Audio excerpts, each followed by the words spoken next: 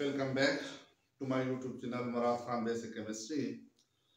आज का टॉपिक हमारे पास है एक्सरसाइज पहले फिरास्फोस्फीयर का जो पहला एक्सरसाइज स्टोइचोमेट्रिक कैलकुलेशन की एक्सरसाइज का शॉर्ट क्वेश्चन, पहला शॉर्ट क्वेश्चन है। हम इसको डिस्कस करते हैं। शॉर्ट क्वेश्चन है, what is gram atom, why the concept of gram atom is useful in chemistry. Gram atom क्या है और इस ग्राम एटम का कंसेप्ट जो है ये केमिस्ट्री में क्यों अहम है। डियर व्यूअर, हमने शुरू में एटॉमिक नंबर पढ़ा, मास नंबर पढ़ा, फिर एटॉमिक मास और फिर हम रिलेटिव एटॉमिक मास। रिलेटिव एटॉमिक मास किसी भी एटम का वो मास होता है जो हम अपने कार्बन 12 के साथ, अपने स्टैंडर्ड के साथ रिलेट कर लेते हैं, कंपेयर कर लेते हैं, उसको हम रिलेटिव एटॉमिक मास कहते हैं।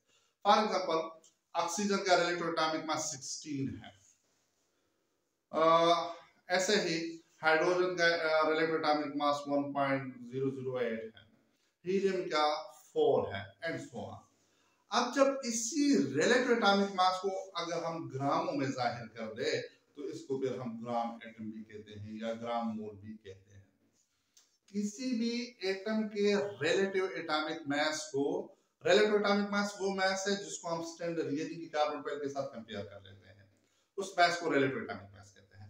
अब इसी रिलेटिव एटॉमिक मास को अगर हम ग्रामों में लिख ले, ग्रामों में एक्सप्रेस कर लेते हैं, this is also known as gram atom या ग्राम मोल भी कहलाता है।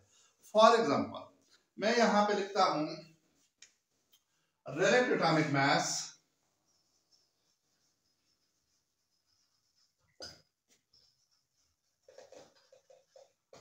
Atomic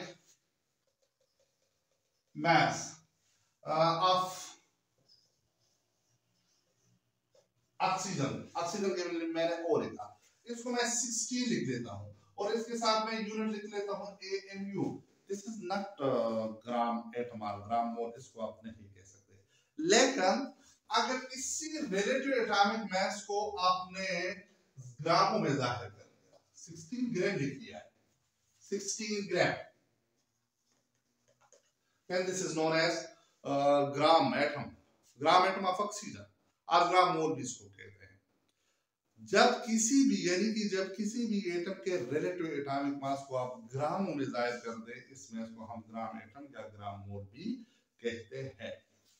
for example, gram atom of oxygen is 16 ग्राम और रिलेटिव एटॉमिक मास 16 ग्राम। तो यही जो है इसका रिलेटिव एटॉमिक मास जिसको आपने ग्राम में लिखा है, यही इसका ग्राम एटम भी कहलाता है। Gram atom of sodium that is 23 gram, gram atom of helium 4 gram, gram atom और relative atomic mass of neon 20 gram and so on. अब इसका कंसेप्ट केमिस्ट्री में क्यों अहम है?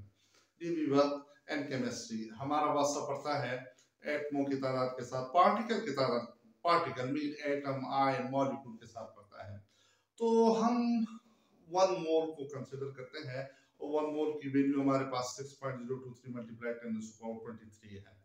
अब ये जो वजह है कि हम एक एटम के पीछे जाए, एक आयन के पीछे जाए, एक मॉलिक्यूल, हमारी कैलकुलेशन मोल से शुरू होती है।